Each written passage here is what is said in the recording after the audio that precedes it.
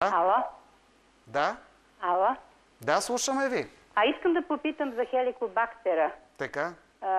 Понеже цяла година се лекувах с антибиотици и не знам си какво, и сега пак в болница лежах и сега пак ми се е явил. За това става въпрос, да. За това става въпрос, че ако има ефект, той е временен.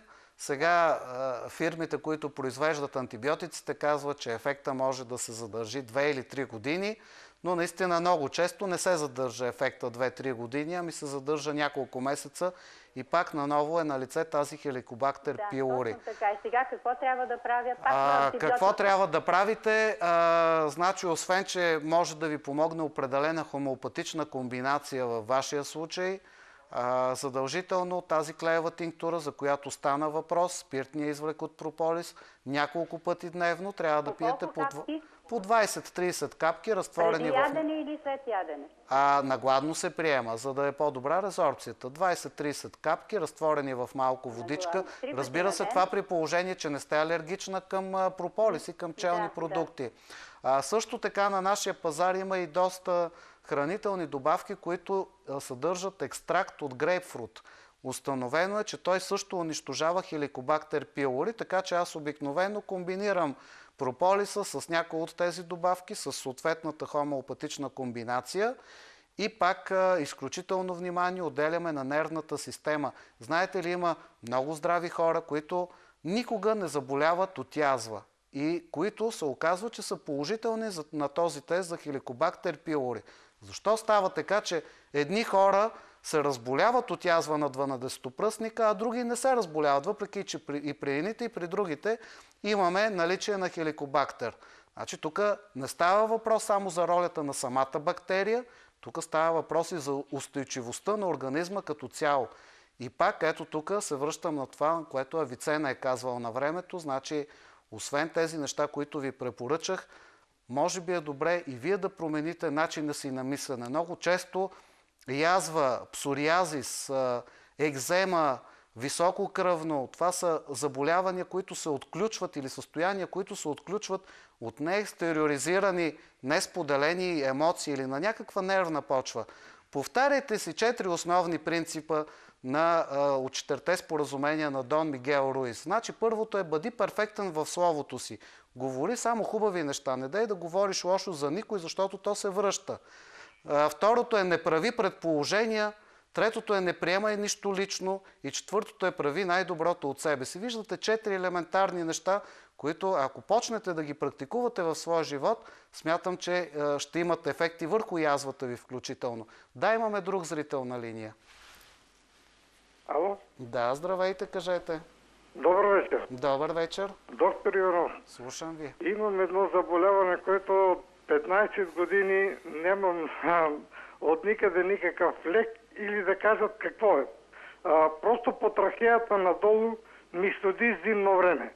Нямам алергия към нищо, нито бронхиални астма. През лятно време нямам нищо, а зимно време влажния въздух, студения, просто ми пречи и не мога да излизам даже и навън. Вашия въпрос е много интересен. Още повече го свързвам с анкетата, която гледахме, дали хората са чувствителни към мъгли, към влага, към промяна в метеорологичните условия. Трябва да ви кажа, че в хомеопатията има медикаменти, с които включително бихме могли да увеличим устойчивостта на организма към такива метеорологични условия. Така че определено има какво да се направи и във вашия случай, след като сте забелязал такава зависимост от метеорологичните условия. Увеличавайки вашата устойчивост към тези неблагоприятни за вас условия, подбирайки съответния медикамент за чувствителен тип хомеопатичен при вас, бихме могли да повлияем и на вашето състояние. И разбира се, пак изключително силно, мощно подсъзнание, че вие можете да си решите тази задачка. Лягате и ставате с мисълта, че вие ще се справите с тази задача. Казвам ви го не случайно, защото когато един човек каже, аз имам от 10 години еди какъв си проблем или от 15 години еди какъв си проблем, без да искам да ви обиждам, той има много общо с хората, които са рецидивистите в затворите. Какво имам предвид? Знаете, че хората, когато влязат в затвора, в началото им е неприятно, както и един човек, когато заболее, има някакви оплаквания, в началото му е неприятно, след това той малко по малко свиква със своето състояние. И в края какво се получава, когато са минали години? Получава се така, че човека вече свиква със своето заболяване. Даже много често съм имал случаи, когато той се хвали със своето заболяване. Вижда друг човек и казва, знаеш ли, няма като моето заболяване, толкова упорито, никой един лекар не можа да го повлияе и така нататък. Значи, това означава, че този човек е придобил мисленето на рецидивиста. Значи не трябва да свикваме с своето заболяване, не трябва да се хвалиме с него, трябва да знаем, че няма заболяване, с което да не можем да се справиме. Това е истината и това е доказано в хилядолетията от различни лечебни практики, една от които е хомеопатията, разбира се. Да, имаме друг зрител на линия. Те ми каза да... Да? Доктор Иванов. Да, здравейте, кажете. Имам дъщеря, която е на 36 години. Така. И юли месец я правиха операция на гърдата. И отрязаха и има разсейки по костите. Бихте ли ме посъветвали? Ами, случая, ето това е от сериозните случаи, за които стана въпрос. Да. Бих ви посъветвал и вие, и дъщеря ви да прочете книжката на Джон Кехол "Подсъзнанието може всичко", където има един такъв цитиран случай с рак на гръбначния мозък, също с разсейки. Бих ви посъветвал вашата дъщеря да почне да се интересува повече точно от това как тя да стимулира собствения си организъм, как тя да се справи с съответния проблем. Аз трябва да ви кажа, че моята съпруга има една близка, моята съпруга е юрист, нейната близка също е юрист, на която също беше установен рак на мозък. Нещо, което съвременната медицина вдига ръце. Така, след като си поговорихме и с съпругата моята и с нея, тя посети първото ниво на академик Нурбеков, лечебно-оздравителната система на академик Нурбеков. Невероятно разлика има в момента с това състояние, което беше преди.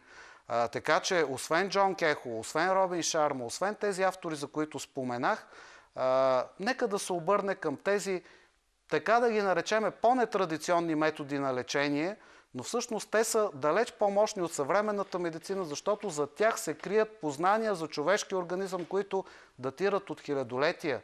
И ние не бива с лека ръка да ги задгърбваме и да ги забравяме. Ще ви кажа, че академик Нурбеков, който лично аз съм имал удоволствието да съм говорил с него и съм го виждал, преди повече от 35 години е бил с диагноза терминална бъбречна недостатъчност. 2 години е бил на хемодиализа през ден, бил е първа група инвалидност и това е било преди повече от 35 години. Значи правете си изводите. Терминалната бъбречна недостатъчност, съвременната медицина и в момента не я лекува, освен да я поддържа с хемодиализа или да се чака трансплантация на бъбрек. Така че това мога да кажа, госпожа, за вашата дъщеря. Предстои изключително важно изпитание. От тук нататък тя трябва да повярва и да вземе съдбата в свои ръце. Това е нейният шанс за спасение. Друг зрител имаме на линия, слушаме ви. Ало? Да, слушаме ви. Доктор Иванов. Да. Обаждам се от генерал Тошо, Добричка околие. Да. Чувате ли ме? Чувам ви много добре, да. Аз съм инвалид първа група. С един крак съм 35 години. На 80 години. И сега става една година не мога да спа. Една вечер спа малко, една не спа. И като дойде след обед, вече се уморявам и съм уморена, болна съм за сън. Питам какво да правя. Ами, госпожа, има какво да се направи при вас. Значи, ако вие се чувствате уморена, някои хора, когато се чувстват преуморени, тогава не могат да заспят. Има хомеопатични лекарства, които влияят много добре и на жизнения тонус. Има хомеопатични лекарства, които ние лекарите хомеопати изписваме включително и на студенти по време на сесия, защото подобряват способността им за концентрация, за запаметяване, повишават тонуса. Така че Ако при вас това безсъние се дължи на преумора, да, бихме могли да го повлияме, да не говорим, че освен хомеопатия има още много други неща, които бихме могли да направим. Също така и в другия случай, ако вие сте в някакво състояние на депресия или просто по някакъв начин има някакъв дисбаланс в психическата ви дейност, има също там какво да се направи. Има медикаменти, с които бихме могли да стимулираме възстановяването на този баланс в нервната система. Но пак казвам, така, без да съм ви видял, без да съм видял изследвания, без да съм си поговорил с вас поне половин час, трудно мога да ви кажа какво точно да приемате.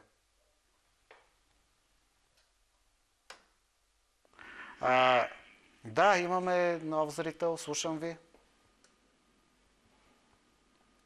Слушаме ви, да.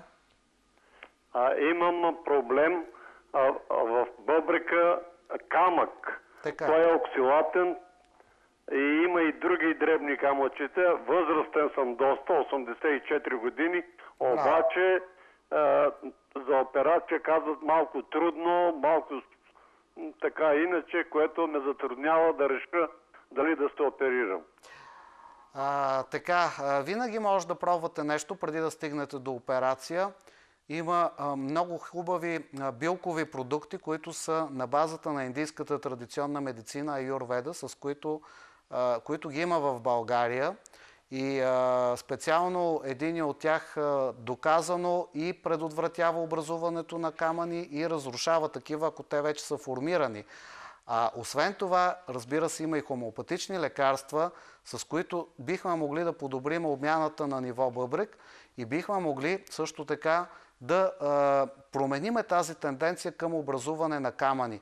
Така че и при вас определено има какво да се направи, но комбинация на хомеопатия с фитотерапия. Сега за вашата възраст зависи. 86 години могат да бъдат и много и малко. Ако искате да се развивате и да направите нещо за себе си, мога да ви кажа, че има и чисто медитивни методики, с които, ако бъдете достатъчно упорит, бихте могли и сам да стопите тези камъни. Да, друг зрител имаме на линия. Ало, добър вечер. Добър вечер. Искам да ви попитам, мигрена може ли да се лекува с хомеопатия? Мигрена? Да. Да, мигрената е едно трудно за лечение заболяване. Да не кажа, че съвременната медицина не го лекува. Разполага с един-два медикамента, които евентуално, ако се вземат при първите белези на мигрена, биха могли да предотвратят мигренозен пристъп и то не винаги. Бихме могли с хомеопатия да лекуваме мигрена, но там вече много важно е да се отдиференцира чувствителния ви тип. Много говорих вече за този чувствителен тип. Хора, които са чели за хомеопатия, знаят за какво става въпрос. Значи, това е на базата на едно обстойно интервю, което, както казах, е между половин и един час, където ние изискваме и попълваме информация за всичките ви болестни тенденции, за наследствените ви предразположения, за начина ви на мислене, за куп още други неща. Определяме какъв е вашия чувствителен тип и тогава, заедно с съответните симптоматични медикаменти, бихме могли да лекуваме мигрената.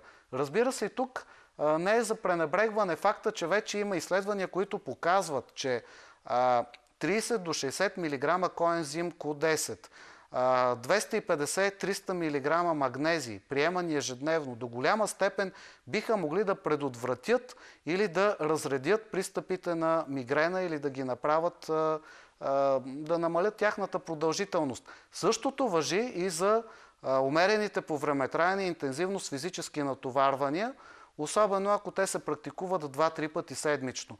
Да не говорим за храните, които вие знаете. Някои храни, че трябва да се избягват при мигрена. Така че, разбира се, има какво да се направи и пак казвам, проучвайте, работете върху себе си. Развивайте себе си. Знайте, че всичко може да се лекува. Няма нещо, което да не може да се лекува, но ако вие ни съдействате, ако вие го пожелаете, ако вие не пожелаете да бъдете здрава, ако вие не си поставите ясно цел, защо искате да бъдете здрава, това също е много важно. Просто трудно ще се справите с мигрената. Така, имаме друг зрител на линия. Добър вечер, доктор Иванов. Добър вечер. Обаждам се да ви попитам. Аз съм на 80 години. Откриха ми лимфните възли вдясно на врата с диагноза фоликуларен неходжикинов лимфом. Неходжкинов, да. Неходжкинов лимфом, да. Може ли да се лекува в дясната? Открих го сега в дясно врата долу към вратната жила. Да, разбрах ви. В такива случаи хомеопатията е допълващ метод на лечение. Има съвременни методи на лечение, каквито са химиотерапията, лъчетерапията. Аз в случай като вашия просто не бих могъл да кажа да, ние можем само с хомеопатия да ви излекуваме, въпреки че пак казах, няма нещо, което да не може да бъде излекувано. Няма нещо, което организма да не може да се справи. Но все пак в такива по-сериозни ситуации предпочитам да комбинираме хомеопатията с другите методи на лечение, за които стана въпрос, с химио и лъчетерапията. Още повече, че има много добри хомеопатични лекарства, с които можем да намалиме въздействието отрицателното на тези методи на лечение. Бихме могли да повлияеме на опадането на косата, на гаденето, на повръщането, на общата отпадналост. Така че при вас препоръчвам комбинация на съвременната медицина с по-нестандартните методи на лечение. Времето ни притиска, за съжаление, от апаратната ми казва, че трябва да се ориентираме към приключване. Виждам, че интересът е голям и малко разводнихме темата. Не стана въпрос само за чести инфекции, за профилактика, стана въпрос и за редица други заболявания. Разбираеме интереса, защото всеки човек си има своя си проблем или своята задачка за решаване. Това, което искам да ви кажа е, че независимо дали вие ще се обърнете към хомеопатия или към други нетрадиционни методи на лечение, винаги трябва да вярвате в себе си. Винаги трябва да ставате и да лягате с позитивна мисъл. Винаги трябва да има усмивка в вашите устни, независимо колко ви е тежко, защото е установено, че усмивката индиректно влияе на мозъка и на целия организъм. И когато човек мисли позитивно и когато мисли в правилната насока, наистина няма заболяване, с което той да не може да се справи. Дори да става въпрос за тумор, за неходжкинов лимфом или за каквото и да било друго. Благодаря ви за вниманието. Може би ще се видим на някои от следващите предавания.